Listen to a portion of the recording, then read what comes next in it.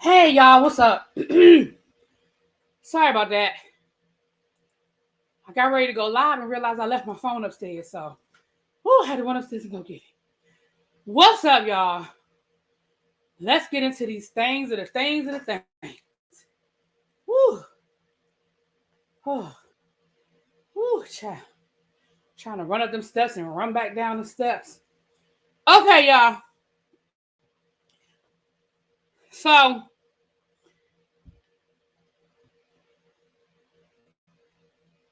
we get ready to talk about this show. I see you, Ebs. I'm about to bring you up, boo. What you laughing at? You laughing at me? What you laughing at? Child, we old. Because the run up the stairs almost took you there. Child, I'm sweating and everything else.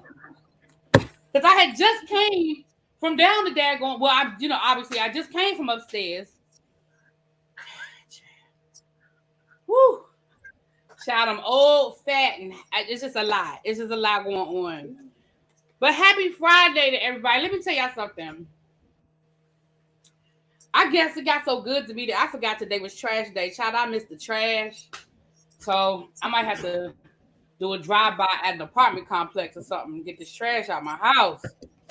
Child, I forgot to put the trash out. It's like I knew today was Friday, but it didn't register like Friday, put the trash out. You know what I'm saying? Right. Anyway, the good thing is I'm not going to be here half of next week, so I really don't think it's going to be a lot. I really don't think it's going to be a big deal. I think I have, as long as the trash wasn't full. But anyway, I have a couple of quick announcements, and then we're going to get into this review. Now, listen, I don't want to give y'all no spoilers, so if you're watching it or you're going to watch it, I'm letting you know now that we're going to be talking about the whole season and the reunion. So I'm just let y'all know. I saw Ravine was like, dang, she only on episode 6. Girl, let me tell you something.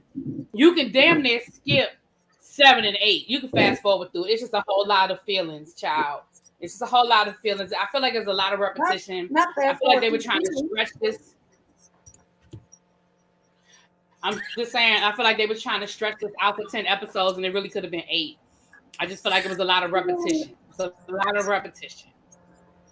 But we're going to get into it. I have a couple of announcements to make before we get into the review. So my first announcement is the After Dark is scheduled for tomorrow at 10:30. It is scheduled for tomorrow at 10:30. So for those of you, let me explain to you how the After Dark is going to work. It is a members only After Dark.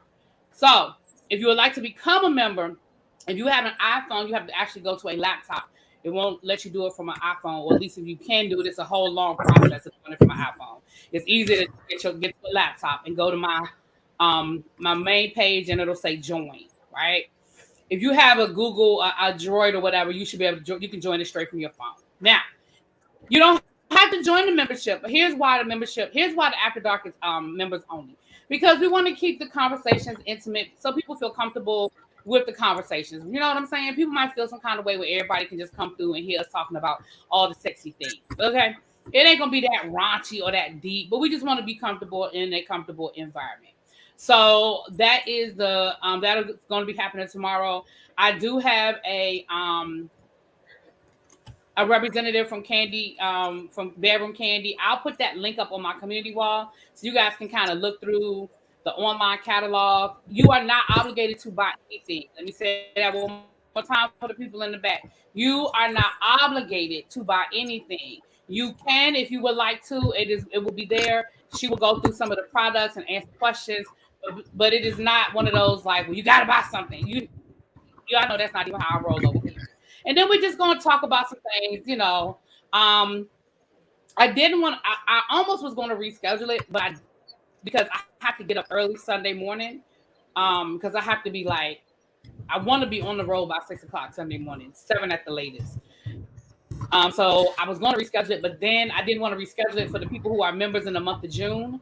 Some of you guys were gifted memberships, and I didn't want y'all to miss it. So we're going to do it tomorrow, but we'll do it again before the summer's over. We'll do another one. So yeah. So that's the first announcement. Because of the way I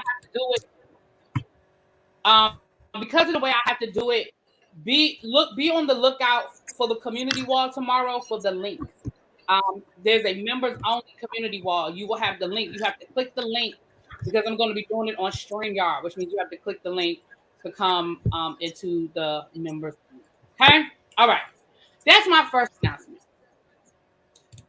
My second announcement is this, because we've been talking about this all week, so I'm giving y'all a conclusion. This is the period at the end of this situation. I'm not saying I'll never ever talk about it again, but I'm just saying this is my period at the end of this situation. So my period at the end of the situation is that Sukihana has said that she accepts that boy's apology. She said God always forgives her. Now I'm gonna read y'all what she said. I want to first say thank you to everyone who has reached out. Your thoughtfulness has not gone unnoticed. I would like to address the event that took place on Saturday as well as the aftermath surrounding such. First, I want to acknowledge that YK Osiris has apologized to me both privately and publicly, and I have chosen to accept his apology. God always forgives me, and I can always forgive others. My accepting his apology is not my excusing or lessening the severity of his actions. This is destiny choosing to give grace to Osiris. So she accepted his apology. Listen, if she good, I'm good. We moving on. Okay? That is my period at the end of that story. Okay. I also have an update on the Conor McGregor situation. Now hold on a quick second before because somebody just called me. I might need to get some information before I talk about this story. Abby, you gonna entertain the people? Oh, wow, not entertain the folks. Okay. So I would just like to give a hearty middle finger to Scrappy for being a flip floppy son of a bitch about this whole Sukihana thing. Cause you tried to this is his comments under the shade room that I saw, where they showed the video of that boy trying to force her to kiss him. It's like she was laughing, she was into it. But when they showed the clip of A1 talking greasy to her, he talked about, well, where was her people at to protect her from all of this? And he wasn't really talking nasty. And to our good friend, attorney Simone Redwine. You know, Simone, I love you real good. I love you real good, daughter. But for you to get on the shade room comments and be and victim blame Sukihana, I don't like it. I don't like it at all. I don't like it. Now we don't always have to agree because us black women are not a monolith and we are all amalgamation of everything that we've been through in this life up to this point. But at no time do I think it's okay for you as a black woman to get up there and be like, well, she did this, so that means that she deserves that. Absolutely not.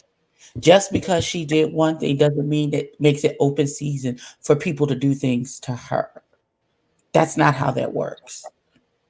Two things can be true at the same time. She can be wrong for something she did, and somebody can be wrong for doing something to her. That's how that works. It's not, oh, well, she did this, so she deserved. Okay. So let's put you in that situation. Because you did X, you deserve Y? Is that what you're saying? I just want to know how the rules work with you. So when something happened, and inevitably something is going to happen because that's just life. Is that how you would like to be treated? I don't understand what happened to the golden rule. Do unto others if you would like them to do unto you. So I would like people to start to put themselves in situations. And then, so how would you like to be treated if that was you? If you were Sukihana and somebody ran up on you and tried to force their tongue down your throat just because you said some risque things or you advertise how good your Gucci is, just because everybody that's interested isn't eligible. Beloved, that's not how that works. And just because I say I got good Gucci and I got good Gucci, don't mean that it's available for any and everybody, and that I don't have the right to say no, and I don't have anybody autonomy. That's not how that works. And as an educated, beautiful Black attorney and woman in this world who I see is trying to help our sisters with these background checks and getting the deadbeat daddies together and all that good stuff, my sister, expect better of you. Not that I'm trying to be mean, rude, or nasty, but we need, so if we can't hold our own sisters accountable, who can? Wait, what happened? Oh, What you I ain't missed? seen. No, you missed Simone's comments under in the shade room under Sukihana's post, and she said something real crazy. She said something real crazy, and I love her, but no, ma'am. Wait a minute. This was on the shade room. Mm-hmm. You said this was on the shade room. Yes, it was on the shade room. Now you read the comments and you tell me if I'm crazy, because Oh. it's giving, because she did this, that she can't complain about anything done to her. And I just don't think that's the case. Not shout out to the good pussycat. Listen, because I have a few people who gonna co-sign on that statement. So Hold on, I'm trying to get to the Sukihana. I'm on the shade room now. I'm trying to scroll down. Okay, wait a minute. Here it is right here. Hold on. Oh Lord, I ain't gonna never find it. It's 12,000 comments under this thing. I don't know why They her usually put comments the are people always, that you follow. it tends to put the people that you know up to the top when you go into the comment Yeah, section. that's the And same. Usually when I put the people read that you her follow at comment, top, but I was like, oh. Now if okay, she I don't had been, see it, so I can't. you okay. No, I mean, I don't have an opinion one way or the other because I can't read it. But if you see it again, Exactly. just screenshot it to me because I am Okay. curious to read it. I Girl, will I just find thought it you were for just you. cussing people out in general. I didn't know it was a No, specific I started off situation. with I started cussing out Scrappy first. Scrappy got to cuss out first because he get on my nerves with his wishy-washy self. And he deserves it. Okay, yeah, child. Usually, like you said, they usually put the people you follow in the top, but I don't see it, and I do follow her. So, okay, okay. So that's why I said that is my period at the end. I'm done debating it. I feel how I feel. I said what I said, and it is what it is. I love y'all anyway. Moving on. The other update I had before we get into this train wreck that was the ultimatum. I should say it was a train wreck. It was entertaining, but it was a lot. But we're gonna get into it. Conor McGregor. Now, what I told y'all yesterday was gonna happen is exactly what happened. And what I told y'all yesterday it probably was, it seems like that's what it was. What is that y'all say? Really be what the hell you talking about, dude? So let me rewind a little bit. Um Conor McGregor is a UFC fighter. He was accused yesterday of sexual assault. The young lady told a story. It happened at the Miami Heat final NBA Finals game in the arena. And what she said was that during the Miami Heat situation, she was separated.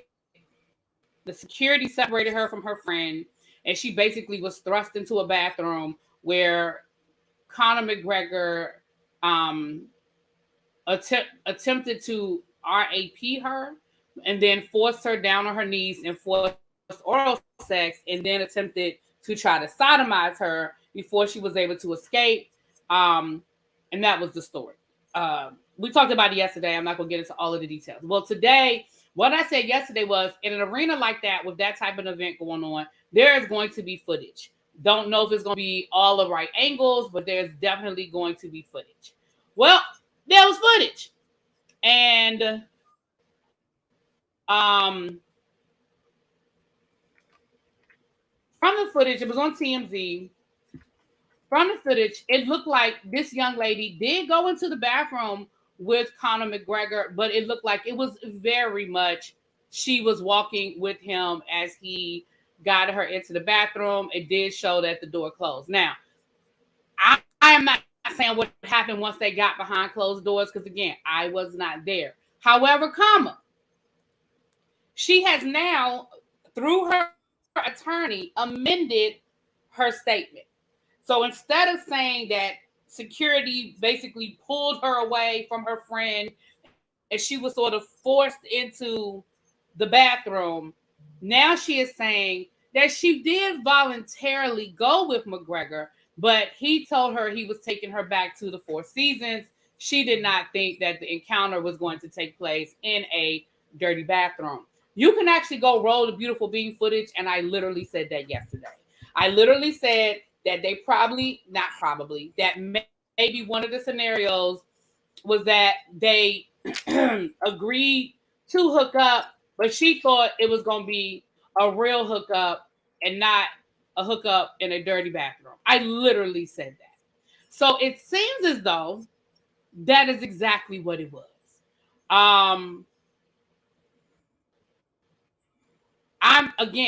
I'm not saying that once they got in that room, because again, if she got in there and realized that all he planned to do was take her to a dirty bathroom and she changed her mind, she still had a right to change her mind. Even if she originally agreed to the rendezvous, if the rendezvous was supposed to take place at the Four Seasons and she realized it was going to take place in the damn bathroom and she decided that this was not what she wanted, she absolutely had a right to walk away.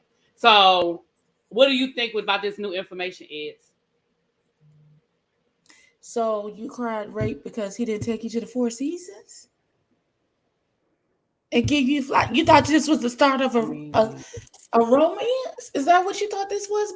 Like, I'm confused. So okay, like I would understand. I would be upset, and he would have to slide me some money for taking me to the bathroom and try to stick his him up with no lube, and we in the bathroom. That's an issue for that costs extra, sir. What do you mean? That's just gonna cost you extra. I know. What are we doing here? That's not. I thought we was gonna go to the Red Roof Inn and have the best of lubes and maybe a shrimp cocktail and a steak. And instead, I got a sore butthole and my jaws hurt, and we in the bathroom down to the Staples Center. No, that's not what I signed up for. So I would like to be compensated for the waste of my time and or energy. But what I'm not going to do is then turn around and say that you forced me to do anything because I was a willing participant because I thought it was going to be rainbow and roses. That's not, beloved. That's not okay. I understand that you can take your consent back at any time, but not after the fact. That's not how. That's not how that works. That's not how that works. So those are our updates. Yeah, I didn't have a whole lot, so that's why we didn't do a regular tribe meeting. But I did want to give you guys those two updates before we get into this situation. So look, she probably said no to and he kept going. Right, that's what I'm saying. No means no, y'all. Now, I'm not saying it did. I ain't saying what happened in that bathroom. I'm just saying the first part of her story, she is now recanting. Now, she's not recanting what she said happened in the bathroom. She's just recanting how she got in the bathroom. But anyway. All right, y'all. Here we go. So, there's a show on Netflix. Now, mind you, this is not the first season. The Ultimatum is made by the same people who do what's that other show on Netflix? The Blind Show. Not blind, but what's it called, Abby? Where the people can't see each other. Love is Blind. Love is Blind. That's it. So it's by the same people who make Love is Blind. Now, I didn't watch the first season. I didn't even go back to watch the first season. I probably won't go back and watch the first season. I only watched this season because Abby told me to watch it. Okay. Abby, this is all Abby's fault. Abby's fault. I can't. Why gotta be my fault? So My God. This show is, hey everybody, hey Dr. Culture. So the show to me is a cross between Love at First Sight, which is a show where people agree to marry somebody without seeing them first, and Put a Ring on It, the show that comes on OWN. Either way, it's a bad idea. Both shows are bad ideas and setups for the foolishness and the fuckery. Okay? Which is what we got. This season, they decided to do a queer season. Now, what I found out in doing, I read an article because I've been looking at videos and reading stuff all day on these people. They filmed this damn near 3 years ago. So what I feel like is that Netflix filmed this, wasn't sure if they wanted to put it on. They probably re-edited it. It's Pride. And then they decided to release it during Pride, child. I feel like that's what they did. I feel like they sat on it because it does not take 3 years to do a reality show. Now, I do know that sometimes reality shows are filmed because nobody wants to pick them up. Like, for example, Young, Famous and African, the first season was filmed like a year before they put it out on Netflix, but then they immediately went into production on the second season, and it wasn't as much time. So a lot of times when it's a new show, it is old. But for them to have already done one season of the Ultimatum, I'm not understanding what took them so long to drop this. But neither here nor there. So keep that in mind that this stuff happened 3 years ago when we get to the reunion part of this, okay? Because the reunion was filmed in January. So that was about that makes sense. That makes so much sense. Yeah. So they filmed it almost 3 years ago. It came out, and then they filmed the reunion in January. So let's talk about the people, okay? Netflix needed something for Pride after canceling all their gay shows last season. Well, what all did they cancel last season? I feel like they just canceled the gay shows you like. I don't feel like Netflix canceled all their gay shows. I feel like they canceled the shows you like.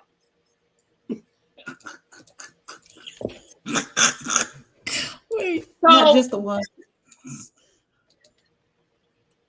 All right, y'all. So we have 4 couples, okay? So couple number 1 is our only colored couple, okay? We have Yoli and we have Mal, okay? I don't know what ethnicity Yoli claims, but Mal definitely claims African American. I'm not sure if Yoli's mixed. I'm not sure. But she's definitely colored, okay? She colored, okay?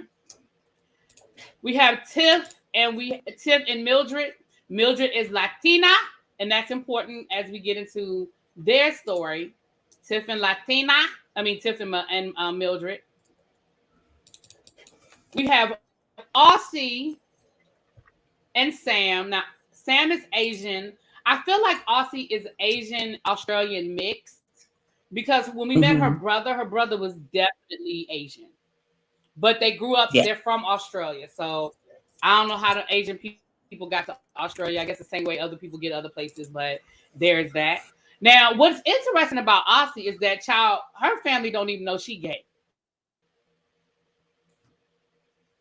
And I really think Aussie's pronouns are they, them, but I don't know that for certain. So, I mean, no disrespect if I'm misgendering her. I mean, no disrespect. I do know she spoke of struggling with identity, and I think at one point she even thought she was trans.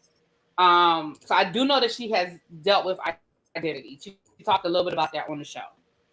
Then we have Xander and Heather. What I found interesting, I tried to find a picture of Vanessa, facing forward. I can only find like one picture of them facing forward. So it's hard to get a good look. I don't know what that was about. There weren't a lot of pictures of their faces. Not of the two of them together when I looked online. But neither here nor there. So these are our 4 couples. Okay? So here's how the show works. The couples show up. We are introduced to them. They have like a mixer where everybody gets to know each other. And basically that is their last night together as a couple. They literally have to break up.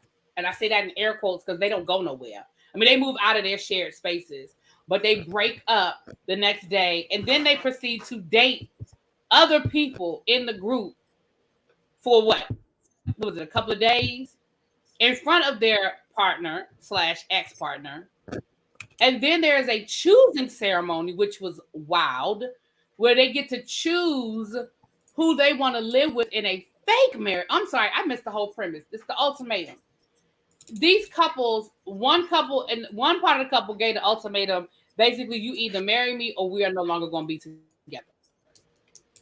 So at the end of this process, you agree that either you are going to propose, you're going to walk away engaged, or you are going to walk away single. So I'm sorry, y'all. Let me go back through the couples again. Let me show you.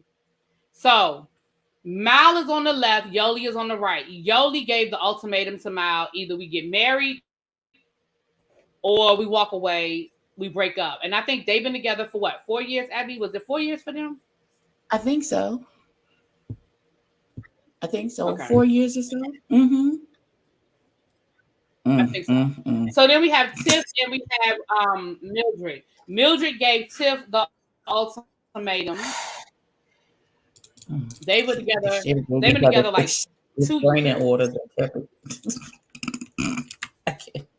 Child, they've been together 2 years, and Tiff said they done broke up 52 times because she said that they break up at least once a week, and there's 52 weeks in a year.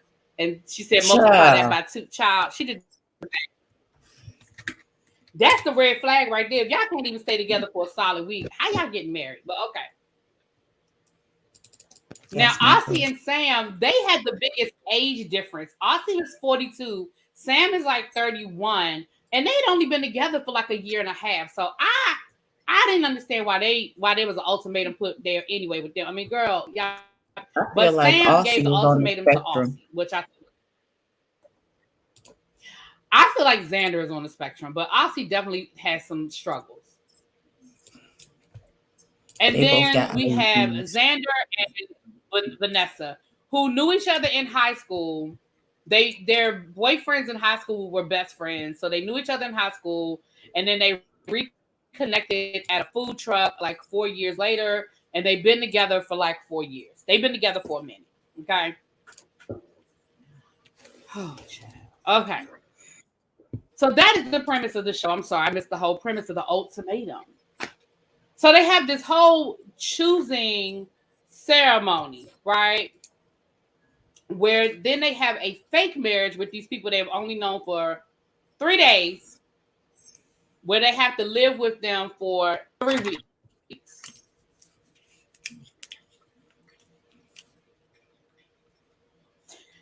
After the 3 weeks, they come back together, and then they have to move back in with their original girlfriend to see if their fake marriage can work. Mind you, now, on top of whatever baggage you already had, now you're bringing baggage of 3 weeks of living with a stranger into the situation. But okay then. Okay. Anything you want to add, Abby, at this point before we get into what had happened? I think they need to do better checks before they allow people to be on these type of shows. Like, especially couples, like they need to investigate the actual relationship. Like, are there any active restraining orders? Have the police been called to your residence? You know, is there any evidence that blink twice if you need help to get out? That type of thing. Because some of these couples, they don't need an ultimatum. They need a restraining order and to go in their separate corners. Because my God, on today. I feel like Xander definitely had an IEP. Maybe not necessarily on the spectrum, but definitely that baby's a little bit of special needs. Yes. And I feel like emotionally, Yoli needs an IEP as well. Not maybe mentally, but emotionally, Yoli needs an IEP because she seems a little slow in that area as well. So, because she just a little too quick. But Mal knew his girl. Now, Yoli and Mal. Yeah, Yoli and Mal. Mal said, listen, I never never said I did not want to get married. I just said I was not ready to get married. I think that we need to get some financial things together. I want the money to buy the ring. I want the money to pay for the wedding. Like, I just think that we need to be in a better financial situation. She said, but what I found to be interesting was she was the only one that never said, I don't want to get married. She was the only one that said, we're just not ready yet. Now, I understand they've been together for 3 years. So, you might be like, well, damn, it's been 3 years. When you going to be ready? But I just found it interesting that she never said, I do not want to be married. She always said, we just need more time. Now, her issue with Yoli is, Yoli thought, Okay, so here's my only thing about Mal.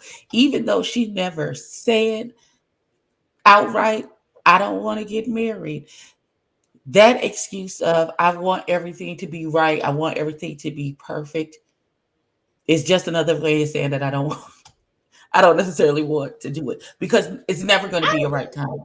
It's never you never going unless you have finite goals. Oh, I want $50,000 saved in the bank before we move to the next level. If you are just giving a vague, well, I want to have enough money in the bank, I want to be able to have enough money to do X, Y, and Z, and you don't have any finite numbers to meet what you're actually saying, it's just another, it's a delaying tactic for me. Well, so I understand what you're saying, but for me, and the reality is, you have, because a lot of people feel that way. A lot of people are like, oh, I just want to, I just want it to be the right time. I just want to have enough money. And that's something that people have to come to the conclusion, because I've heard so many people say that, and the old folk always say the same thing you just said, baby, there is no perfect time. If you're waiting for perfection, it's never going to happen. So I think what Yoli needed to understand, what Mal needed to understand was, there isn't going to be a perfect time. Like, I understand what you're saying. You're right. But I don't necessarily think that means she didn't want to get married. I think she really, really was waiting. I think she really thought this just isn't the right time, and we got to do this and do that. I really do think that. But you're right. Somebody needed to just let her know, baby, what you waiting for is never going to happen. It's not going. You know what I'm saying?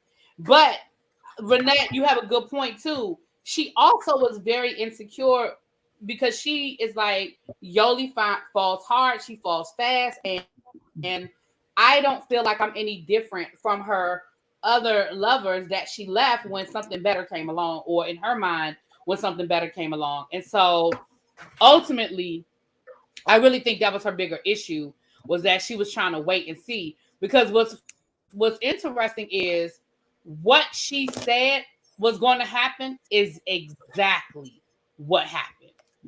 That's what happened. What she said that she thought was going to happen with Yoli is exactly what happened with Yoli.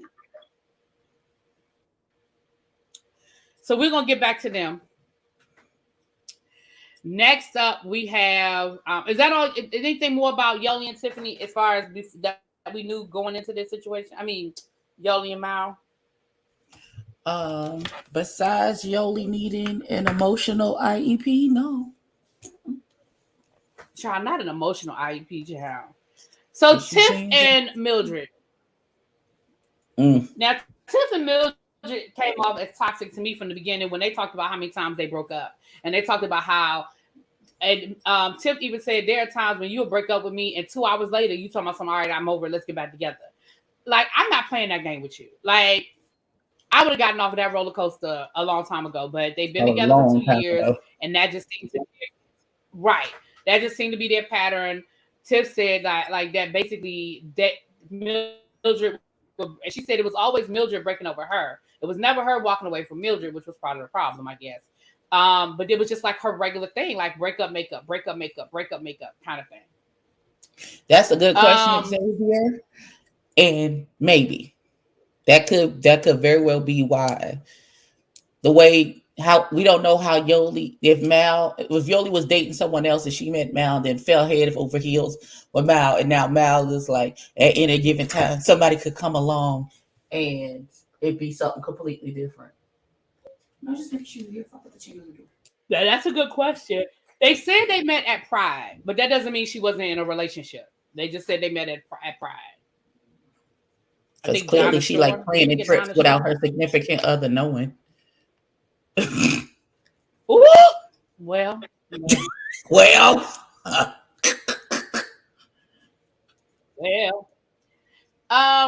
didn't really get a lot of background on Sam and Aussie in the beginning before they went in. Aussie just seemed to be very clingy. Did you notice how clingy Aussie was when they were at the mixer? She just kept kissing her and she kept having her arms around her. And I was like, oh, I thought she was the one that gave the ultimatum the way how clingy she was with Sam. But we didn't really get a lot. Now we got a lot of information once they went through the process about Aussie's childhood traumas and the fact that she is still very closeted with her family. They have no idea that she said her mama is still trying to hook her up with men. Okay, her family has no idea that she's gay. I don't know how they look at her and not know that she's not. Do her parents not have pictures of her? Do they not? You would have to be blind. They must have old pictures of her because they must have old pictures. She said that because, and the reason why something that was interesting is she doesn't identify as trans, but she does have a dead name. She no longer uses her birth name, and she said that her family still uses her dead name. That's why I thought she was trans. But yeah, like I thought she was trans at the beginning too. But she said that she struggled with that. Like she struggled with identity, thinking that maybe she wanted to transition. But I don't even think she's fully made that decision. I don't think me either. And I mean, I know she's 42, but that doesn't mean anything. I don't think she's fully decided that she does not want to transition. Because remember at the end, she said, I've come to some conclusions about my gender and gender roles. And she was talking about gender roles. And then they kind of got off on a conversation about gender roles. But I was like, okay, she about to announce that she wants to start her transition. I don't know. Maybe. She could be non-binary, but I think her pronouns would be they, him versus she, they. I'm responding to Xavier. Yeah. I think if I'm misgendering, my apologies. I don't know. The pronouns. I don't think she has. I don't think she identifies as femme in any way, shape, or form. So if she had a choice of pronouns, very male identified. Yeah, I think there would be they, him, they, them, he, him pronouns if they were non-binary. I don't think they would have any female pronouns. Yeah, very male identified. Okay, well, I'm just going to try my best to just say they are absolutely struggling. They're absolutely struggling, and you can tell that they're still struggling with everything because they can't even have a conversation without it being a huge deal. Like you can't even have a conversation about anything because they immediately like shut down and like a turtle go into the shell and you can't get nothing. Not a, are you okay? Can I do this for you? Nothing. And then apparently this is how their relationship works because baby girl says, well, you just have to wait and give her time to come back out the shell. They need to sit on somebody's sofa. That's the conclusion that I've come. This baby has a ton of trauma. Well, you're right about that. You was right about that. Child. But, yeah. All these people need some sit on the couch. Yeah. Now, in the beginning of this process, I would have told y'all that I feel like Vanessa, you know what? I had a friend once tell me that, and I know this is going to sound crass when I say it, but I'm saying this for a reason. I had a friend once tell me that they don't consider themselves bisexual. They just like women in the bedroom for them are just like an accessory, like a toy, like part of the play thing. Like they were like, I don't feel like I'm bisexual, but I'm cool with women in the bedroom. Like I like playing around with women. Like but they're not there for emotion. There's no emotional attachment. It's just sexual. Is that what you're saying? Right. Like I feel like women for them, they don't see them as emotional partners. It's just a physical sex thing. Right. Bet. Okay. Right. At the beginning of this episode, of this process, that is the category I would have put Vanessa in. I don't know if Vanessa really had physical attachments as much as it was just fun for her. Now, by the end, I felt differently. I do feel like she did some work. And at the reunion, I do feel like, and I don't know, she could have been acting, but I feel like she really had done some work. And maybe she felt differently. But if you had asked me at the beginning, I would have been like, she is here for fun and games. Oh, damn it. I did miss a couple. I'll get them. We don't miss the whole couple, child. Lexi and Ray. Keep going while I get Lexi and Ray, child. Yeah. Okay, Quake said that on Aussie's bio, the pronouns are they, she. She, her, and they, them. So okay, so they, she. Okay, thank you. Thank you, Quake. Yeah, let's. Okay, they, she. Okay, I put all these children on my prayer list. Okay, my God. Lexi and Ray. Ooh, how do we miss Lexi and Ray? Okay.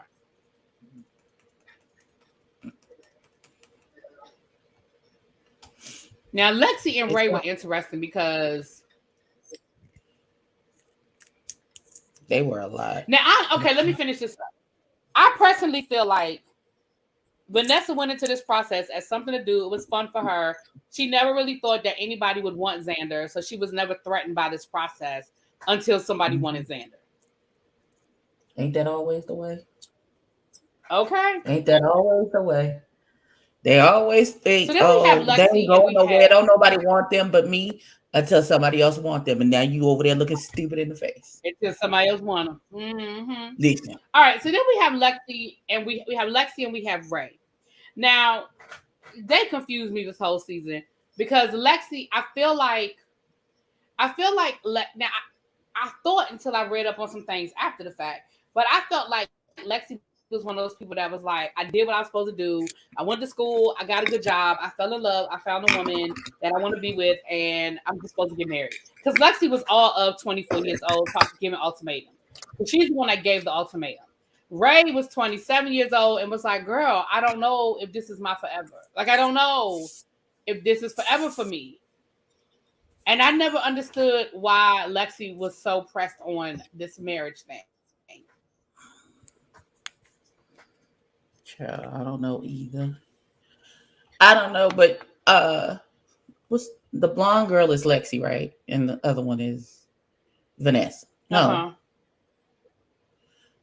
First of all, the blonde girl is very The blonde one is Lexi, and the other one is Ray. The blonde one is a very pretty girl. I'm just trying to figure out what's going on in her head. Like she feel like maybe it's from her parents. Like it's a lot for people this age to feel like, oh, they got to have everything on a specific timeline. Oh, I gotta graduate by this. I gotta have found my partner and spouse and be married by this, so we can have kids by this. She gives me very much. We can buy a house by this age, and I'm responsible and ready to do and be all of those things in that order. And I feel like she needs to relax. Like life doesn't have to be, it's okay if you miss a deadline or two in some life achievements. Everything doesn't have to be like regimented, this thing. It's your life. Do it in the way that makes you the most happiest. And I feel like she's always trying to, sorry, I'm in the middle of putting on a face. I feel like she's always trying to people please. And, you know, it may not necessarily be what's making her happy, but this is what she thinks she's supposed to do in her life and not necessarily what's best for her. I think she could use a year off, go backpack. You young, honey, go backpack across Europe. Be free, have no responsibilities for a minute. Go to Mardi Gras and show your boobies off to the people and get you some beads or something. Turn down, daughter. Turn up. hell, something, anything, because I feel like she wants to be like it's this and this, and I'm checking off the list and the list and the list. And then a lot of people who do that, once they get everything checked off their list, and then they're in this life, and then that they've created that they're supposed to have and supposed to want, and then they end up being miserable, and they end up imploding the whole situation and ruining a bunch of people's lives in the process. Or am I? I'm adding too much. I'm putting 10 on Yeah, 20. I think Lexi just needs to take a chance to enjoy life. You're 24 years old, girl. Just enjoy your life. Like, chill out. It's gonna be okay. She gives It's me gonna be middle okay. child syndrome. As I am a middle child. Well, not a well, yeah, I'm a middle child. And so she gives me middle child syndrome. I have had to sit on somebody's sofa and deal with it. That's why I have a YouTube channel, because look at me, pay attention to me. I'm the moment. Because why? Never the moment. There's the older daughter, and then there's baby girl, and then there's Ebony. Ebony is the strong one. Ebony is the one who takes care of everybody. Ebony is the one that doesn't require as much attention. So when I'm out in other settings, then it's very much look at me. Look at me. Not eat some chicken and calm down, Xavier. Not eat some chicken and calm down, though. We're gonna Yeah, not eat some chicken and calm down. right. I think if she just relaxes, Hilarious. she seems like one of those A personality people who, has to be, has to be, has to be. And no, it doesn't. You need to calm down. Like you're gonna be all right. You can still end up with the happiness that you're looking for without following that strict regimented. Now that I've graduated college, it's time for me to get married and start a family. Ba ba ba. Now she looked like a deer in headlights. I feel like what's that baby? Ray, go along to get along. Do you feel like she just aimlessly follows in the wake of Lexi? And she's a very follow the leader. Because as soon as leadership changed from Lexi to old girl, she followed right along. Yeah, I definitely felt like she was like, I'm just here so I won't get fined. Like, I just feel like she was very much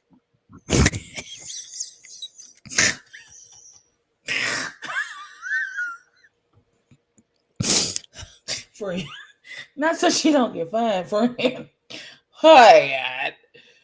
I mean, She got it. child. I want better for her. I want her to stand up and make some decisions for herself. I feel like she just flitting aimlessly through life, not taking responsibility for any of the decisions that she's making. Is a better way to say that. Right. So Ray ended up with Vanessa. Lexi ended up with Mal. Yoli ended up with Xander. Sam ended up with Tiff. And Mildred ended up with Aussie. And I know that's probably a lot if you didn't watch the show, because you're like, who are all these people? But we're going to get into it. Okay. Mm-hmm. Where do I even begin, child? They go back to their shared apartments, and I thought it was very interesting how comfortable they all felt sleeping together. I don't know how comfortable I would have been sleeping in the bed with somebody I literally just met. I don't know how I would have felt about that. The only person that had an issue was Tiff, because she wanted to get her dog, and Sam said, now listen, Sam and Tiff got into this argument over the dog, and I've never heard Sam say she had a problem with the dog. What I heard Sam say was she didn't like stuff on her legs while she was sleeping. She never said, I don't like your dog. I have a problem with dogs. I'm not going to do nothing with your dog. All she said was, and she even said, well, I'll have to get used to it. She even said, I'll have to get used to it. She did not say no. Tiff goes off on this whole thing about, well, it's a non-negotiable For me, my dog is like my child, and nobody is more important. I love my dog more than I love anything in the world. And then the next day, Sam was like, "Oh yeah, I heard you get up this morning and go to the dog park." And Tiff was like, "Yeah, I slept on the couch last night with my dog, but I feel like I'm the one that's compromising. I feel like I'm the one, and I shouldn't have to be the one to compromise." And they literally got into an argument over something Sam never said. That girl never said that. Never ever. Xavier, I was thinking the same thing, but I felt like I was. I mean, maybe I don't know. Okay.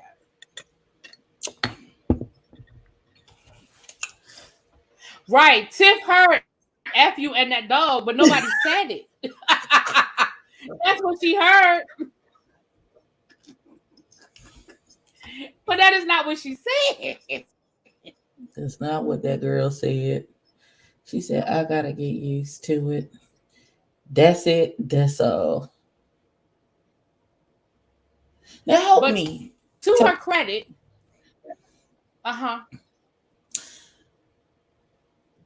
Whose dog was it in Aussie and Mildred's apartment? Was that Mildred's dog?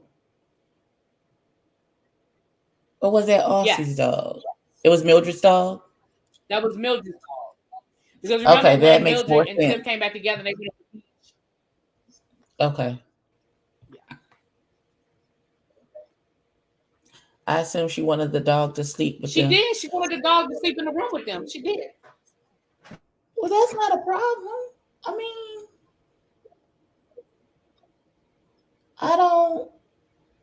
I've never had a dog to sleep. Well, because my best friend has always had pets, and her pets like me for some reason. I don't know why. But listen, when I was pregnant, my very first baby, almost 30 years ago. Who Jesus? That struck me in the heart. And I spent the night at my best. Yeah, my son, he's 29 in January. I can't. I'm traumatized. I was pregnant, and she had a big husky, and she had some cats, and she had an all-black cat she called Midnight. Midnight has gone on to glory now. But I woke up, and my stomach had doubled in twice its size, and I looked under the blanket, and the cat was sitting on my big old belly. So and I'm not a pet person, but I didn't freak out about it. I was like, excuse me, how you going? Listen. Well, I'm going to be honest. I don't want the dog in the bed with me. I don't have a problem with the dog in the room. I don't have a problem with the dog sleeping. Like, if you have like at the foot of the bed, maybe. A thing at the end of my bed. I have a thing at the end of my bed where I can like put my clothes and you open it up and it's like a storage space. I wouldn't even have a problem with the dog sleeping on that. But I absolutely do have a problem with the dog in the bed with me. Now that's just me. But again, in the room, I don't care.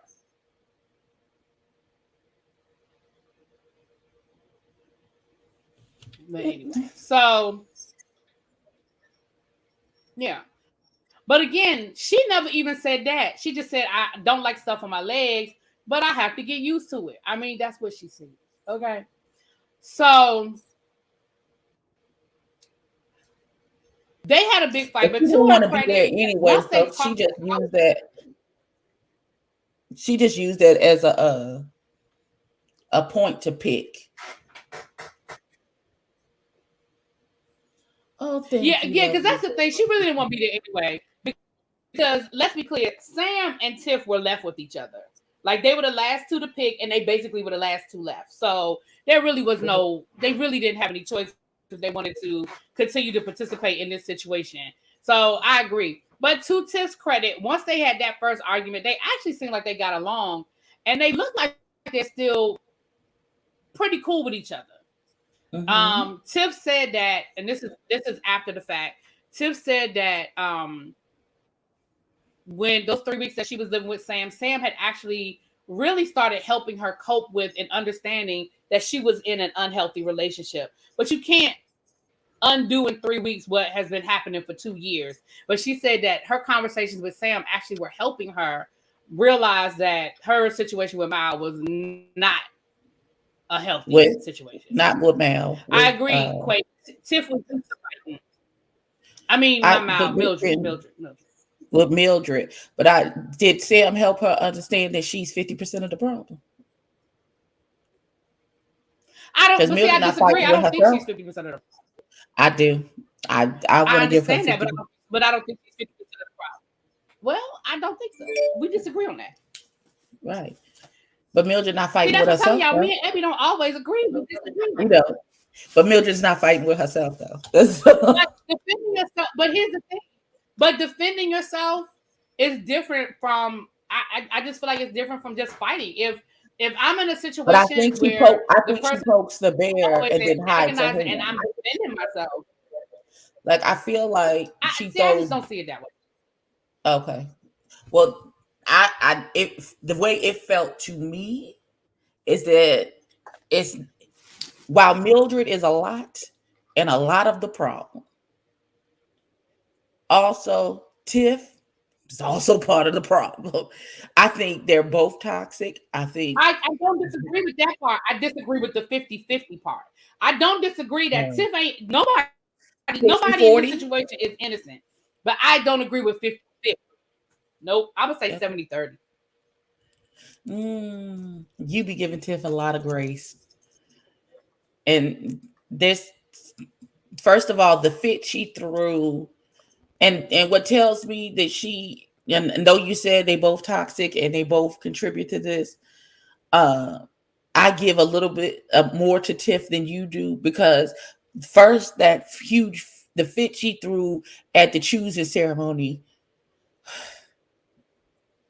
that took me over and told my nerves up.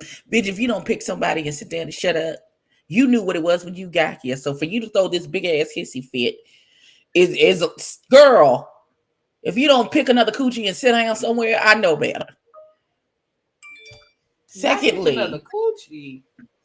Right. And then secondly, for you to take what you thought you heard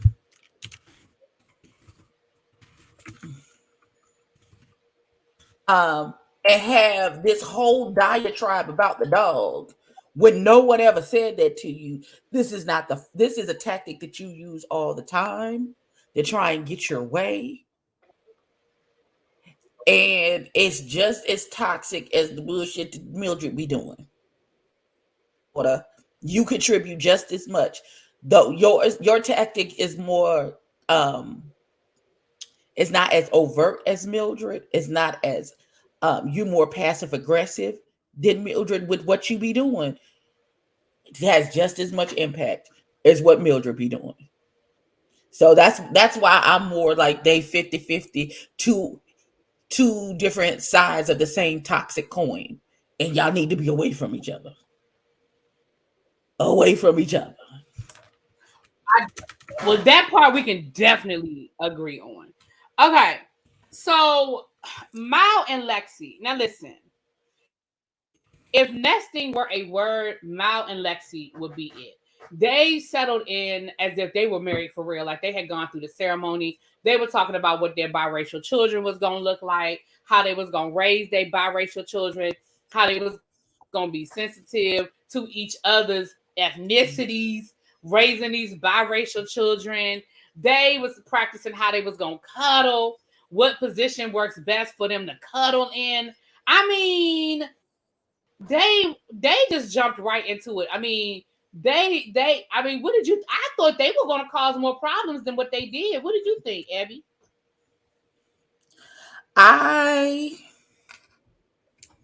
Because Mal comes off as so emotionally intelligent, and the personality that Lexi displayed at the beginning, like I got all my ducks in a row, it's ABCDEFG, that type of thing, it didn't strike me as odd that they immediately was like, hand in glove. We fit together.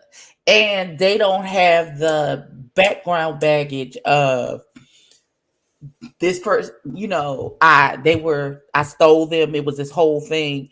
And now I don't trust that if someone else comes into our situation, they're going to steal you away from me, just like I stole you away from. So I felt like Mal was more open and more confident in what it could be between her and Lexi.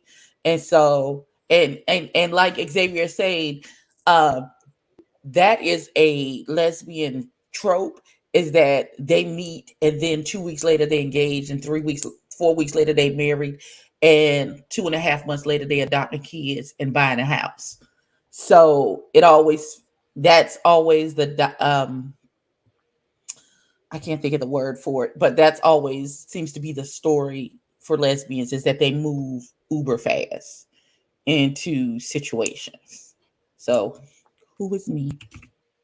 Yeah, they definitely were nesting. And like I said, I really thought that it was gonna be, I really thought there was gonna be a problem. Like I really thought that they were gonna be one of the couples that was gonna be him and Han.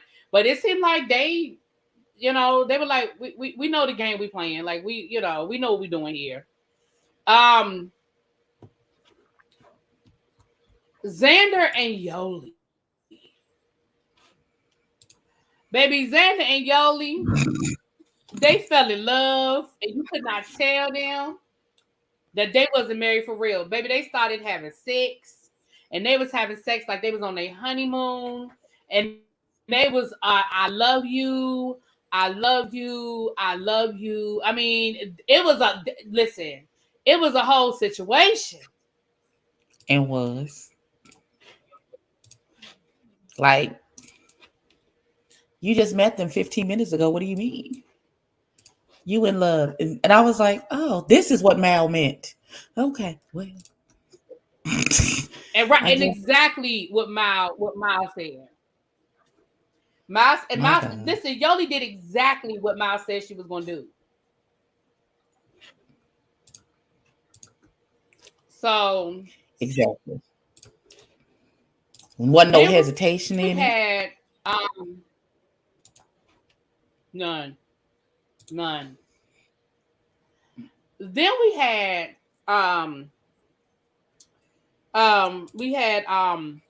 Vanessa and Ray. Now, listen, Vanessa started the shenanigans off quickly by getting her nipples pierced on the first day that they were a couple. Okay. I don't understand what the purpose of that was. I didn't need to see it. Didn't care nothing about it. More power to you, girl. They had one night of a oops, I would say, where I'm not going to be graphic about it, but Vanessa's fingers ended up inside of Ray. Now you can take that however you want to take it. And baby, that was a oops. The next morning, Ray, well, when I say a oops, I mean, no, it was very intentional, but I mean, a oops, like, oops, I accidentally slipped and fell on top of the dick. Oops. Okay. The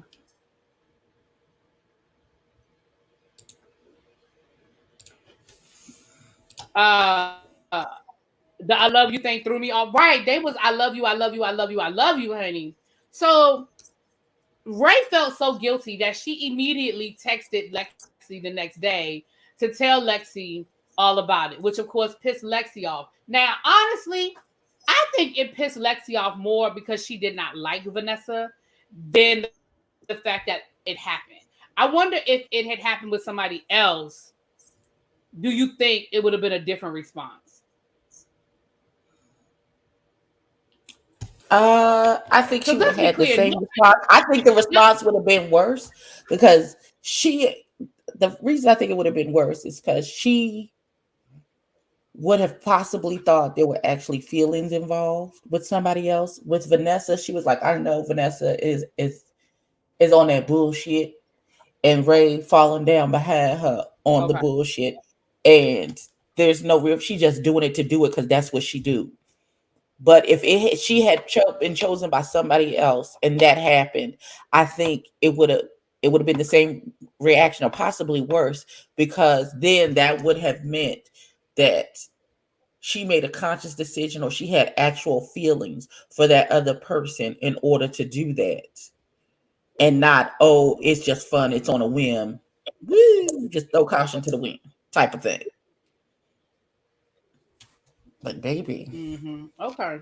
that whole thing was a mess. And then they was going through all of that, and Xander knowing that he is banging the stuffings out of Yoli, sitting there like, wow, that's crazy. I said, I know good and darn well. Mal trying to mediate and be the level-headed person in the situation and calm the situation down and get everybody together, not knowing the whole time the call was coming from inside the house. Boo, you got issues of your own, don't even know it. Right. And for Yoli okay, to because have, again, she never. go ahead. Go ahead. I was just gonna say, and for Yoli to have No, her I out got there, this delay. okay, Yoli to have her out there, and Xander to have Mal out here trying to play mediator and do all of these things, and good and darn well that y'all doing the exact same thing, and y'all let that girl get out there.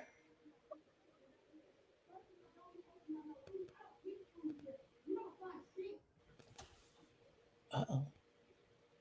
What's wrong? Not the neighbors out there hollering at each other. Oh, that's the neighbors.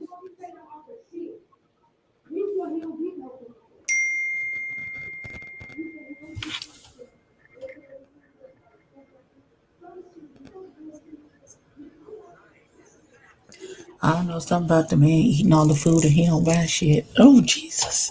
None of my business. Okay. Back to the gays. Wait, no. Wait. Because if it's my neighbor next door, they're gay. So hold on.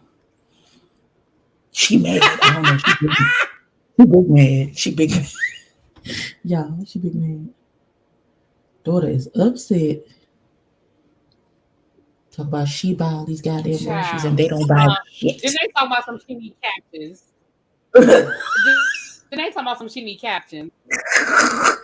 Nixie, you don't need no damn captions. Chill, baby. So, yeah, I think that Vanessa, like I said, Vanessa never thought that anybody would because remember Vanessa even said that Xander was asexual for the exception of her. So basically, you felt like Xander didn't want to have sex with nobody but you. And Xander didn't either. Xander wasn't sure if she would be attracted to anybody else. So I think it was very interesting from both sides of this scenario. It was. And her face was cracked when she found out that Xander was super getting it in because when she got back to the house, when they got back to each other, daughter was upset. So you upset that Xander was out here laying the Mac down, but you over here put finger popping and everything, and that's okay. It's cool when you do it, but it's a problem when Xander do it. Right. So then we have Aussie and Mildred. They're the last couple, right? We talked about everybody else, Aussie and Mildred. Yeah. So we have Aussie and Mildred, child. Baby, the worst two to be put together. Jesus. Aussie and Mildred. Now, again, Aussie likes to shut down. When Aussie is confronted with conflict, Aussie shuts down. Aussie need to be on somebody's couch and deal with the trauma and deal with the fact that they run away instead of dealing with issues. I 120% agree with that. But baby Mildred was gaslighting the hell out of Aussie because that she picked that fight with Aussie, and Aussie said, I feel like you wait until we're on camera and try to embarrass me. And I said, okay, ding, ding, ding, ding, ding. And baby Aussie said they got into a fight. Baby, Aussie packed her shit and left. She said, I'm done. I'm going back to a hotel. I'm going back to because they weren't staying where they lived, right? They were away from their actual home. Right. I don't know where the hell. She said, I got to protect they said, I got to protect my mental health, and I'm not going back. But can I just say something? I felt like Mildred could have said, "Could you please? Can we talk about you leaving the bread untied?" And she'd have got the same reaction. I don't care what it is that you like. It could have been about the weather. It could have been about, could you pick up your socks off the floor? It could have been anything. And she would have got the exact same reaction from Aussie. No, because the first time she talked to Aussie and she was telling Aussie that she wanted her to step it up. And she said, you promised to cook for me and you haven't cooked for me. Aussie was receptive. She was like, okay, you're right. Yeah, okay. I can do more. I can do better. She was receptive. Now, when they got into that argument, though, Aussie was like, nope, I don't want to hear none of this. And Aussie left. Maybe Aussie had just walked in the door. And she put them shoes. No, she changed shoes. She put them Mr. Rogers. She changed out of her dress shoes, put on her sneakers. She grabbed that book bag. And she got the hell out of there. She showed it, but here's my thing. I feel like she was going to do it regardless.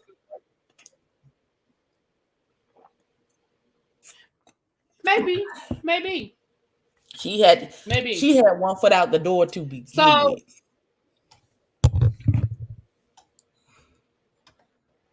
So after the 3 weeks of the fake marriage with the new spouses, they did have to move back in with their original partner and deal with all the bullshit that happened in the 3 weeks prior.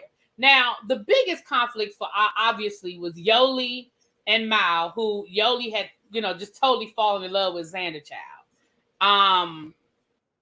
Vanessa, Xander, for the same reason. And then Ray and Lexi. The other couples weren't really dealing with what happened with the person they were living with. They were kind of just dealing with processing through their own bullshit. Okay? Mm-hmm. Now, Yoli and Xander, they was communicating through Instagram. They was wooing, all behind each other's back. Now, Mal, to her credit, she was honest with Mal and said, listen, well, let me rewind that. I don't want to give Yoli no credit. She never was fully honest with Mal about how deep it was. She did admit that some things went down, but she was never honest about how deep it was. Okay, so let me rewind that. Rewind. But I think Mal knew. I think Mal knew she had lost her. I think that Mal didn't want to lose her at that point, but I think she knew she had lost her. I think she knew that. Yeah. Absolutely. 110%. And I think Vanessa knew the same thing. Vanessa knew she had lost Xander. She knew it. I think she was dealing with the same thing. Trying so hard for a love that's already gone. I felt bad for them. Well, I felt bad for Mal. And then Lexi, I feel bad for Mal, dear. And then Lexi just couldn't get past the fact that Ray did anything sexual with Vanessa. Like, she was getting on my nerves. She just kept harping on it and harping on it and harping on it and harping on it. I was sick of her. Well, she was hurt. I understand, She was hurt. And I feel like maybe they had a plan going into this. Now, you can do this, and this, but don't go to, because I know I'm never going to do this type of show, because either you marry me or you don't, and then I'm gonna just walk away, because I'm not going to force you to. First of all, I'm not going to force you to do anything. If you don't want to marry me, please tell me that, so I can go find a nigga that do want to marry me, and we can both just let it be what it's going to be. But I feel like there was a plan, and then Ray just flew right past the plan and into the bed with that girl. And that girl is genuinely hurt because she was like, what the hell what are you doing? I honored whatever we said we was And going to do before we got here, and you didn't. And Go ahead. you know I can't stand that hoe. Well, that too. Bingo. You know I hate that So hoe. So why would you? Her of all you know I people, could stand that hoe. that's who you gonna sleep. Right. Of all the bitches here, that's the one. Okay. Well, That's the one. So, baby, they had this mixer one night where all of them had to come back together. And, again, it's an experiment. We're going to put them in a fishbowl and see what happens. Baby, Yoli and Xander kept walking away from the rest of the group. They kept googly eyeing at each other. They was hitting each other with the I love you too, I miss you too. Child, they rubbing each other arm. Yoli even rubbing her foot, talking about something. You feel it? You feel my foot? You feel that? And Mal, of course, being totally oblivious to all of this, is thinking that Yoli is just having her closure conversation with Xander. Like, just, girl, do what you have to do. Close, do your closure, get it all out, say what needs to be said. And not realizing that she thinking Yoli is over there letting Xander down easy. And Yoli is over there hitting Xander with the I love you too, I love you more. Bitch, what?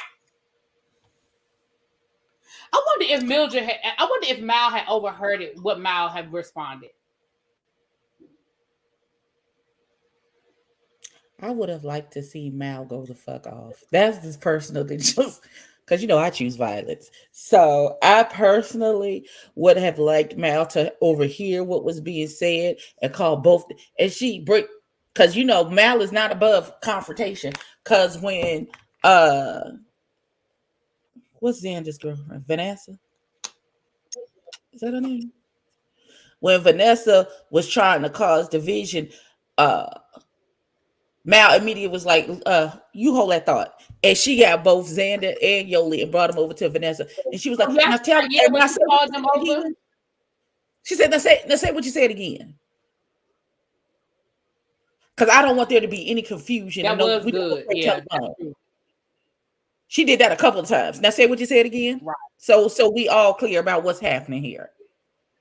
So I think if Mal had overheard it, she would have called Vanessa over and did the exact same thing. Okay, say it again. What happened? What you saying to each other now? Y'all in love with each other? Is that what you're saying? I think Mal absolutely would have spoke to it directly and had everybody put their cards out on the table. Because what you're not going to do is string me along and play me for a fool on national TV. That's not going to happen. Not on my watch. No, ma'am. Which is what she did.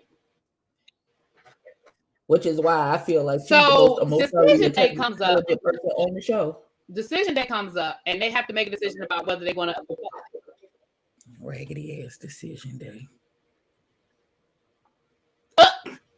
And that's why I said a lot of this did remind me of Married at First Sight too, because they live together for however many weeks, and then they have to have decision day. So they had decision day, and on decision day they draw it out. I mean, y'all know they made this a whole episode and a half worth of shit. But to make a long, drawn out situation, Tiff and Mildred got engaged. Aussie and Sam got engaged. Lexi and Ray got engaged. Mal and Yoli got engaged. The only couple that broke up was Xander and Vanessa. And I low-key feel like Xander and Yoli had a plan. I think they had agreed to both break up and they were going to be together. I really think that was the plan. I think that's absolutely was the plan. And then she got out there and did something different. Right. Because Yoli not a woman of her word. No. Now, I will say this. I do at all. And I think Mal sort of guilt tripped her a little bit when they were getting ready that night before. She was like, I called your parents and I asked your parents for their blessing. And, I even asked your dad, for his advice on the ring. Like, I feel like she kind of threw that on Yoli, kind of like, damn, she called my parents. Damn, she bought a ring. Like, I think she sort of threw it on her. And again, I think Mal was intentionally doing that. She knew what she was doing. She's not stupid. Because again, I think she felt like she had lost Yoli. So I do think that was her Hail Mary. I do think that was her, let me just throw this up and hope hope it gets me what I need. And I do think that but I believe with all my heart that Xander and Yoli had made a plan, because like I said, they never stopped talking. Even after they said they were going to, they never stopped talking to each other. And I just think that was the plan, because Xander was too happy. Xander was way too happy not knowing whether Yoli was going to be available or not. I think that the intention that Yoli was supposed to absolutely be available. Yep. Absolutely. So, baby, that is how that show ended. Oh, but we had a reunion. Baby. A mess. After the reunion, we found out Ray and Lexi were still engaged, but I knew they was lying. They was sitting there like they were so happy and life was so great and all that was going. I just knew that. But I said they lying because it was, when somebody tried to make something sound like it's too good to be true, you be like, it ain't true. That something ain't clean in the bathwater. But anyway, they were sitting there talking about how they've been living good life. They moved to California and they're gonna be bi-coastal because they still have family on the East Coast. But life has been great. Life has been great for them, and they're planning the wedding. She said her mama is planning the wedding. Now, for somebody that was as much of a control freak as she was, now all of a sudden your mama is planning your wedding, girl. No. Mm-mm. She said, I don't even know anything. My mother's just going to tell me what day, when to show up. Girl, no. You were too much of a control freak for you to give up that much control. That's when I knew her ass was lying. That's why I knew she was lying. So then we have Aussie and Sam. Now, Aussie and Sam still haven't planned a date either. Mind you, remember, this was a year later, so they still hadn't even planned a date. They was just engaged, child. She gave her a rock. Aussie still hadn't told her family that she was gay and engaged. She gave her a rock. A rock. That's right, my bad. She didn't give her a ring, y'all. She gave her a rock. She gave her a rock. If you think I'm finna take you seriously and marry you, and you gave me a rock, friend, if you don't know me by now, she gave her a rock, y'all. A rock, y'all. She gave her a rock. They get down on one knee and everything. Like for real. Like she was really doing it. Like she was really doing it. She got down on one knee. Like it was in a Tiffany box. Give her a rock. You could have went to Jared's. Oh, I just said you didn't have to go to Tiffany's. No, a rock. She gave from off the ground. She got a rock. Baby. She gave that girl a rock. A rock, y'all. I can't express enough that she gave her. She gave that girl a rock. A whole ass rock, y'all. But a rock. Yeah. They were still engaged. No, they weren't, because she gave her a rock. They were never. She gave her a rock. They were never engaged. Now, Yoli and Mal ended up breaking up 2 weeks after the finale, child. They literally broke up like 2 weeks after the finale. Child. And Mal said they are happily broken up. I said, ooh, when she said we were happily broken up, I said, damn. Not happily broken up. That's because Mal got sick of her shit. That's what. That's why Mal was sick of her. And she found out that they were still talking. They were still, communicating. And she probably, I feel like she knew what they were communicating about, Mm-hmm. But come to find out, they were planning to hook up. Yoli and Xander were planning to hook up because Xander and Vanessa live in Hawaii. So Yoli was planning a trip to Hawaii. She was going to try to bring Mal.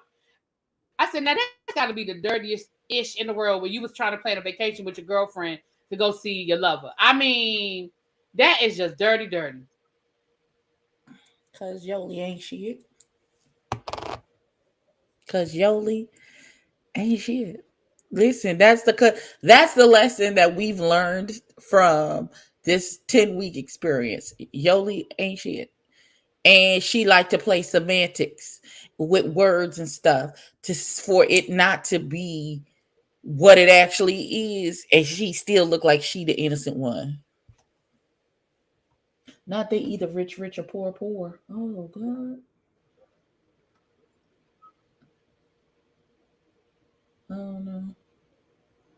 I don't know, but what I do know is that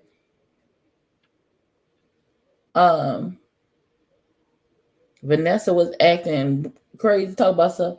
Oh, they was planning a trip to Hawaii. I didn't know that. What did you need to know for? Y'all was already broken up. Who cares if you knew? Daughter, this is no longer your situation. You got broke up with before the show was over. So remember, Vanessa was the one that blasted them. No, remember, Vanessa was the one that blasted them because Yoli was like, "Oh, is that what you were you wanted to let everybody know? Was that your big reveal?" And Vanessa was like, "Actually, no. Did Mal know that you were planning to come to Hawaii? That y'all were planning a trip to Hawaii? Remember, she was the one that put that out there." Mal was like, "No, I didn't." I said, "Oh shit." Listen, I feel like there was 30 seconds from now going the hell off.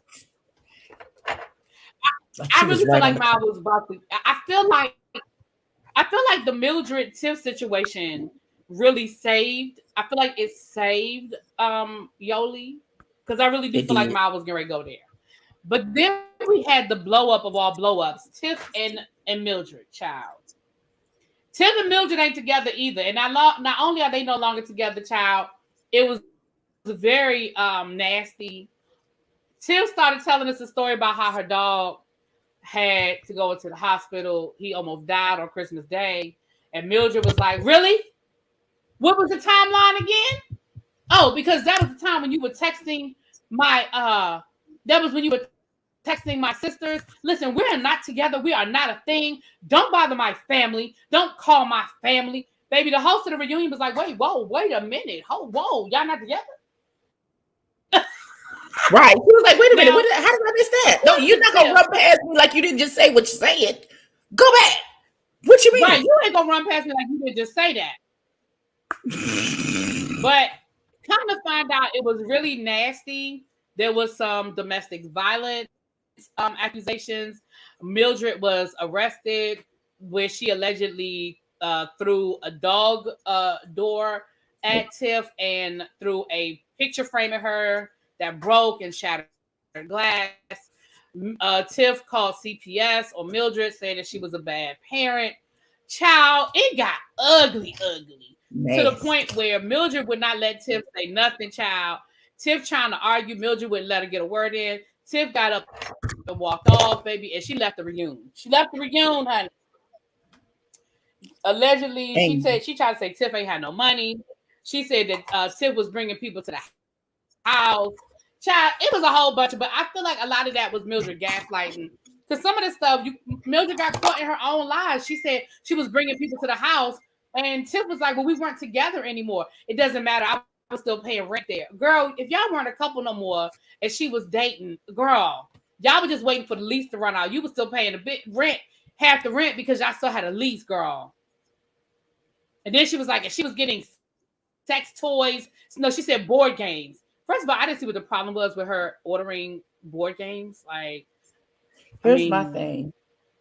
Don't bring your hoes to my house. I don't give a fuck if you're paying half the rent. I don't care if we're not together anymore. Be respectful. If you're gonna be dating and hoeing out in these streets, take them hoes to a hotel. Don't bring them back to my motherfucking house where my kid is. That's the quickest way to get your time possible. No, that's what I'm saying. She wasn't there. She wasn't living there anymore. That's what I'm saying. Is that the case? She wasn't bills because they still had that lease. They weren't living together anymore. Maybe okay. Well, if I don't live here no more, maybe I misunderstood it. I don't know because if they were still living together, whether they were together or not, and she was bringing people to the house, yeah, that's disrespectful. You're right. So if that's what she was saying, then yeah, no, we don't play those games. We don't play those games. Child, we don't care about that Tiff damn did dog. release a video. She did release a video explaining her side and what she wasn't able to say at the reunion. And she got into some real deep issues that I'm not going to repeat, but y'all can find it on. All I did was type into YouTube the Ultimatum, the Queer Love, and all of these videos popped up. And Tiff was like the second video. So if you want to see what she had to say, it's like a 20-minute video. She really gives you some background on the dysfunction that their relationship was even before the show. She gets into the phone call to the police, the CPS phone call, and she explains herself when it comes to certain things. Again, I'm not saying that Tiff is 100% innocent because, like I said, Tiff got some issues with her too. But I do feel like if I had to choose who I felt was more culpable, I would definitely feel like Mal is a manipulator because I just feel like that's what she is. Mildred. Because she even tried to blame Mallory. I'm sorry. I mean Mildred. I still feel like she was like what she was saying, like when she blamed being Latina on her being rude. I was like, and I appreciate that Tiff called her out and was like, girl, you cannot blame your race or you being rude. Like if you rude, you just rude. You just rude, bitch. You just rude. Because if Tiff had said that to her, it would have been a whole other situation. If Tiff had been like, well, I know, I know that your whole family is like that. Maybe it's a Latina thing. Oh my God, the internet would have blew up. The internet would have blew up. Right, the internet would have blew up. Yeah. I need them to get their lives together all the way.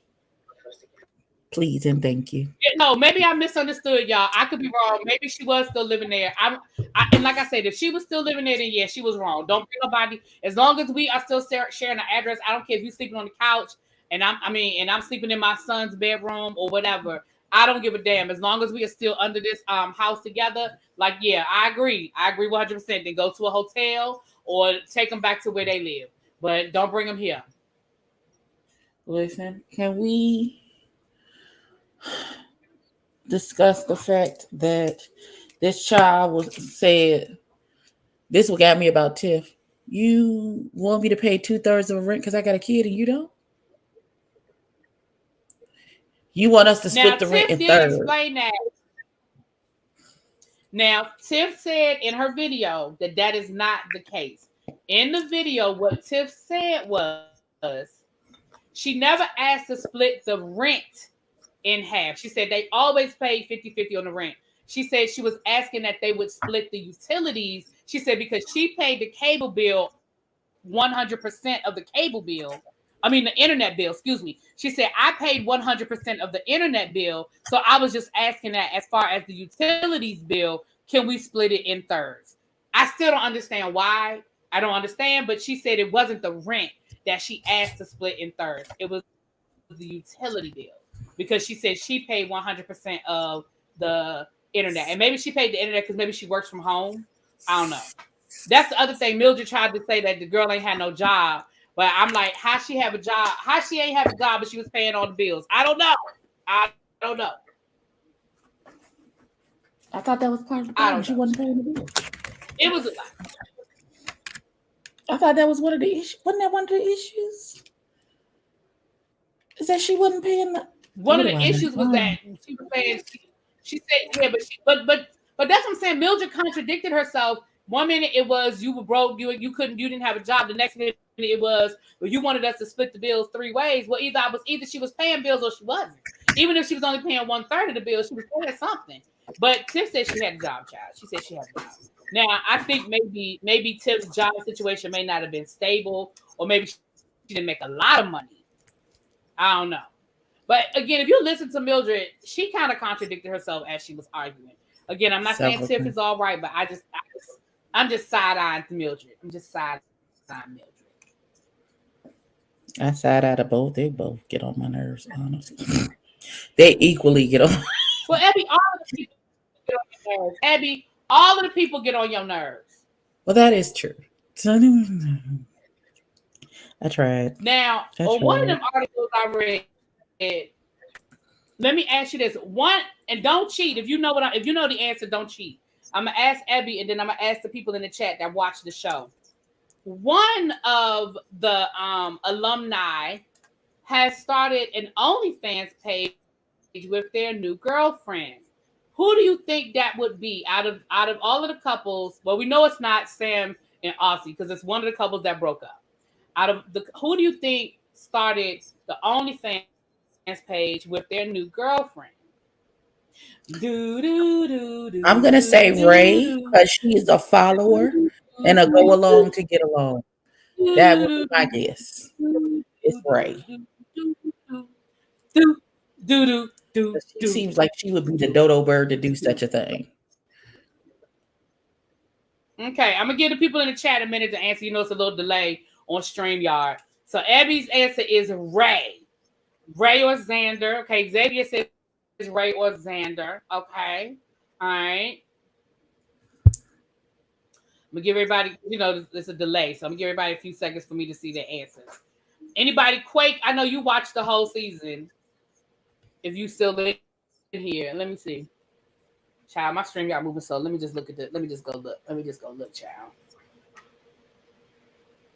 Not melons. You mean Lexi? I don't Lexi don't melons, you mean Lexi? She said melons. She called her melons. If anybody should do an OnlyFans, it's Lexi because she got the body. She got body. Daughter got body. So listen. Okay, Vanessa, melons. I'm so mad y'all call her. Tiff got her ass a podcast.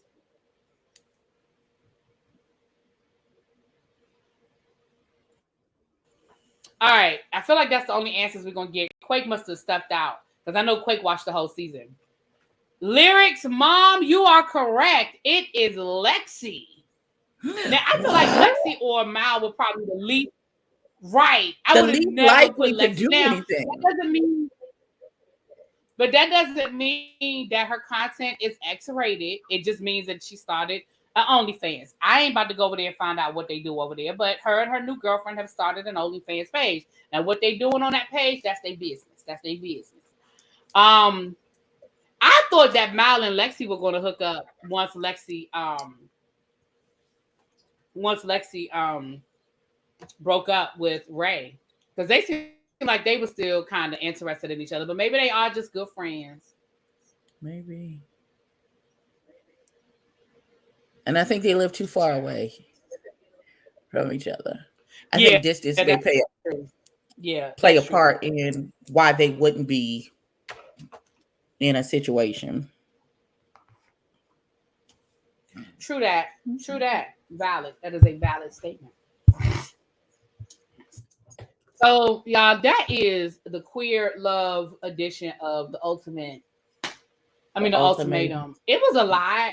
Now, do you think they could do a gay men couple?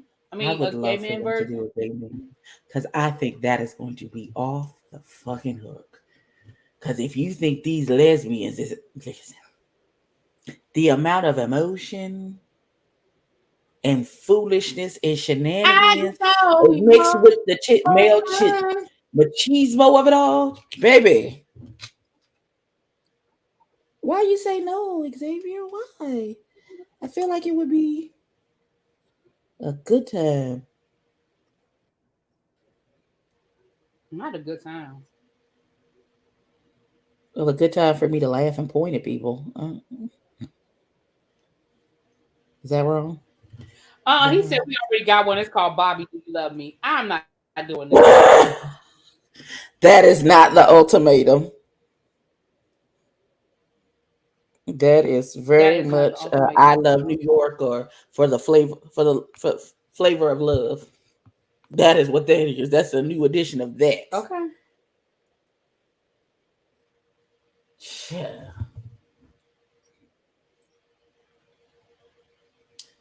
Oh, look, we did just enough time for me to finish.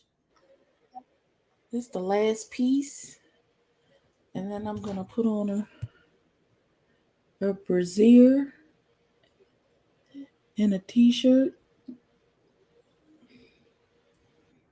So I can be in place where I need to be. We always going to be late. Because that's what we do over there. Is it okay, fine? Now all I have to do is put on some hair.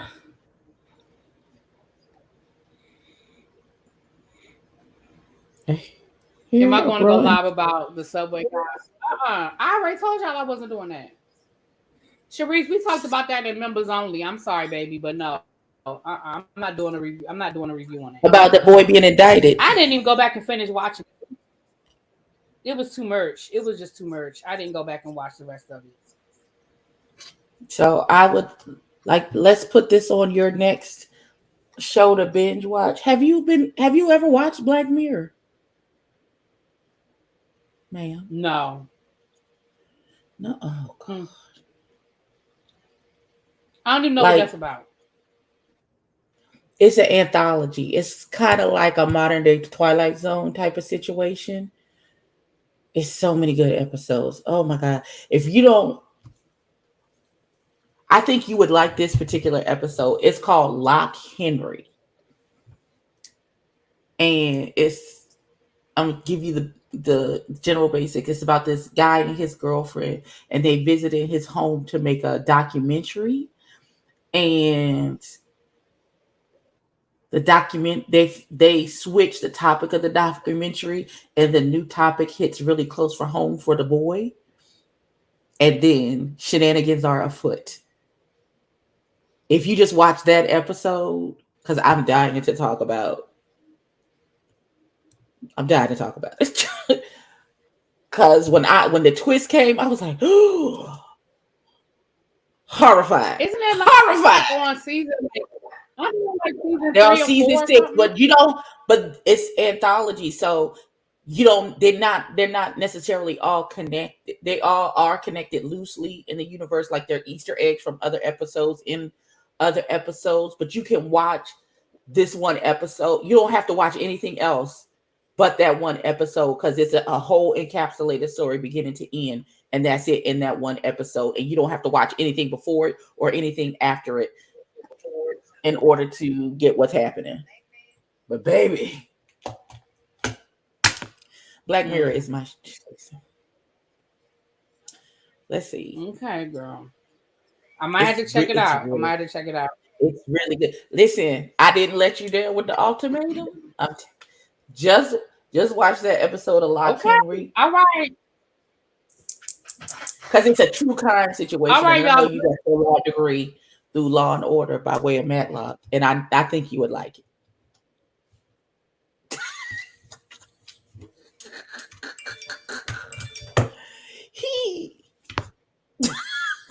All right. Well, we about to get off here so Abby can now listen. If y'all know Abby does her show on Friday night over on TTB, the Queen's Corner. So that's where she is headed. And Pam is going live at 9:00, and I think I'm going to be over there on the panel over there because it is some shenanigans. Okay, the story she's going to be talking about tonight is pure defoolery. So you have options tonight. Okay, you go check Abby out for an hour or so. Well, hell, you can stay over there if you're having a good time. Child, stay over there and catch Pam in the replay, or vice versa. Okay, but either way, you can get more of us tonight. I'll have hair on the other show. And we can ready to get she'll have hair on the other show. All right. I will talk to y'all later. Mwah. Peace. Ciao. Tracy said that I see Big D. Who is Big D? I don't know what the Big D is. Big D? I don't know what Tracy talking about. Child. Tracy, you had to hit me up. I don't know what no Big D is. Child, this thing's getting on my nerves. Did you watch it in the mix with the black? Oh my God.